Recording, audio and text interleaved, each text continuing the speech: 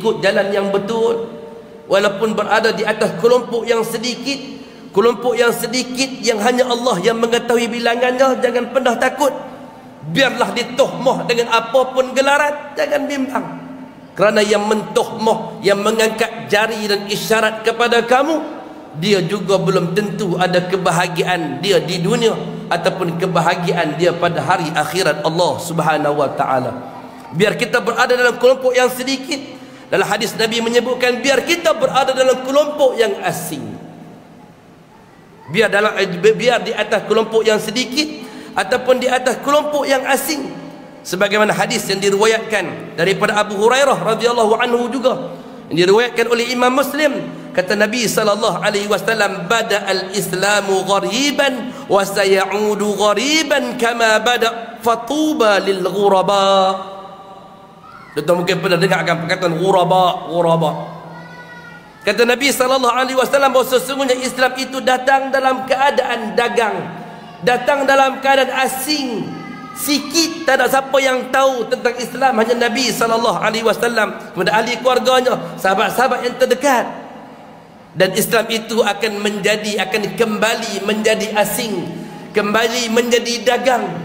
Bila hari ini kita mengajak manusia untuk beriman dengan Allah Subhanahu wa taala yang beristiwa di atas arasy, hampa ni mengatakan Allah itu bertempat, Allah itu wujud, tidak ada tempat, Allah itu wujud, tak ada makan.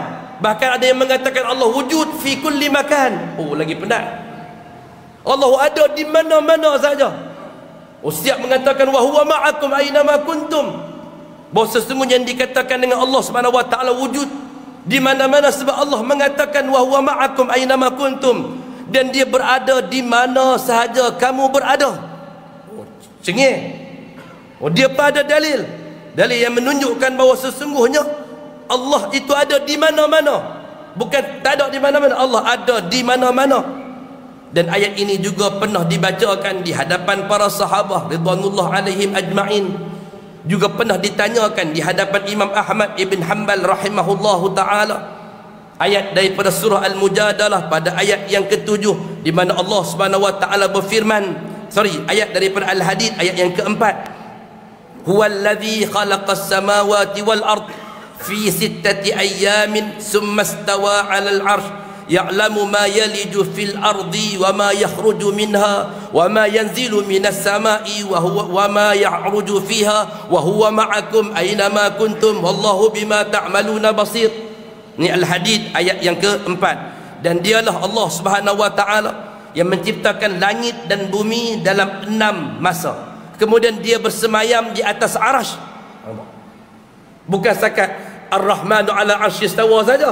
Al-Hadid ayat 4 juga menyebutkan hal yang sama. Dialah yang menciptakan langit dan bumi di dalam 6 masa, 6 keadaan. Kemudian dia bersemayam di atas arasy. Summa stawa 'alal 'arsy. Dia mengetahui apa yang masuk dalam bumi dan apa yang keluar daripada bumi. Ini tentang apa? Tentang ilmu Allah Subhanahu wa taala. Dan dia yang turun dari langit dan apa yang turun di sana, dan dia yang bersama-sama dengan kamu di mana sahaja kamu berada. Dan Allah Subhanahu wa taala Maha melihat apa yang kamu kerjakan. Kita bagi laluan sekejap, selepas azan kita sambung sikit. Hadirin hadirat yang dimuliakan Allah Subhanahu wa taala sekalian, itu ayat Al-Hadid ayat yang keempat. Kemudian kata Imam Ahmad ibn Hanbal, cuba kalian lihat macam mana nak faham Al-Hadid ayat 4. Ini bukan kefahaman di atas takwil orang-orang yang jahil.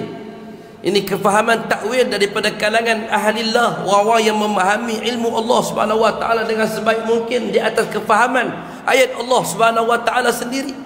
Kata Imam Ahmad, tengok Al-Mujadalah pada ayat yang ke-7. Di sana Allah Subhanahu wa taala berfirman yang bermaksud, tidakkah engkau perhatikan bahawa Allah mengetahui apa yang ada di langit dan apa yang ada di bumi? Tidak ada perbicaraan rahasia di antara 3 orang melainkan dialah yang keempat, dan tidak ada yang 5 melainkan dialah yang keenam. Ini ayat ni. Ayat alam tara annallaha ya'lamu ma fis samawati wa ma fil ard ma yakunu min najwa salasatin illa huwa rabi'uhum wala khamsatin illa huwa sadisuhum wala adna min zalika wala aksara illa huwa ma'ahum aynama kanu. Yang tadi wa huwa ma'akum aynama kuntum, yakni Yang ni dia kata apa? Illa huwa ma'ahum aynama kanu, di mana kamu berada, di mana kamu berada ni apa? Allah berada di mana kamu berada. Allah, zat Allah ke? Kata Imam Ahmad, tengok ayat ini, Allah Subhanahu wa taala membicarakan awalnya dengan ilmu. Allah Subhanahu wa taala mengetahui apa yang ada di langit dan di bumi. Tidak ada perbicaraan rahsia tiga orang, Allah yang keempat. Allah duduk dengan depa ke tak? Ilmu Allah, pendengaran Allah bersama dengan rahasia perbualan di antara orang yang bertiga. Daripada orang yang berempat, Allah Subhanahu wa taala. Daripada Allah yang kelima, pendengarannya, ilmunya ada di situ. Dan tidak ada yang kurang daripada itu ataupun lebih banyak, melainkan dia pasti ada bersama dengan mereka dimanapun mereka berada. Kemudian dia akan memberitakan kepada mereka pada hari kiamat apa yang telah mereka kerjakan. Tengok Imam Ahmad kata, dia mula dengan ilmu, dia tutup dengan apa? Dia tutup dengan innallaha bikulli syai'in alim. Sesungguhnya Allah Subhanahu wa taala itu Maha mengetahui segala sesuatu. Jadi yang bersama dengan kita ialah apa? Ilmu Allah Subhanahu wa taala. Ini berkata, oh hambatan hampa nak takwil boleh, hambatan kami takwil tak boleh. Masalahnya takwilan yang kami lakukan, yang kami baca ialah takwilan daripada kalangan salafus salih. Takwilan yang hampa buat di atas Allah istiwa bermaksud istaula, iaitu memerintah. Ini sesuatu, ini takwilan yang batil. Kalau Allah menyebutkan di atas 7 tempat yang berbeza, Allah Subhanahu wa taala bersemayam di atas arash. Letakkan maksudnya pada Allah Subhanahu wa taala jika kamu ingin menjadi orang-orang yang bertakwa dan mendapat petunjuk daripada Allah Azza wa Jal, hudan lil muttaqin, dan juga untuk kalian berada di atas orang-orang yang asing. Fatuba lil ghuraba. Islam itu asing, Islam itu dagang, dia akan kembali menjadi dagang. Hari ini bila kita ajak manusia untuk beriman dengan isi kandungan yang sahih, yang pasti di atas kefahaman salaf Wahabi, bila kita menentang jalan-jalan menuju kepada pintu kesyirikan, kita menyatakan tauhid ialah mengajak manusia untuk menghindari kesyirikan kepada Allah. Ada istighosah tak apa, tawassul tak apa, sebut nama Abdul Qadir Jailani, oh sebut nama Faqih Muqaddam, oh sebut nama Syekh Abdul Rahman Sagaf, sebut nama Tok Wali, semua boleh sebut, tak ada masalah. Siapa kata tak ada masalah? Tujuan tauhid datang untuk mengeluarkan kita daripada kesesatan, daripada kesyirikan. Bila kita mengajak untuk kembali kepada tauhid yang satu, kembali kepada tauhid, kepada Allah Subhanahu wa taala, minta kepada Allah, minta mohon pertolongan kepada Allah. Nak buat macam mana? Kalau apa nak panggil kami Wahabi sekalipun, tidak ada permasalahan pada istilah.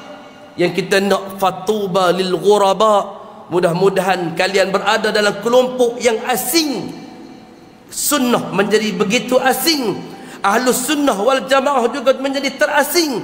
Kerana hari ini orang sudah mula mengangkat Asy'ariyah dan Maturidiyah, seolah-olah Asy'ariyah dan Maturidiyah lah pejuang dalam menetapkan dan juga menegakkan ketauhidan kepada Allah Azza wa Jal.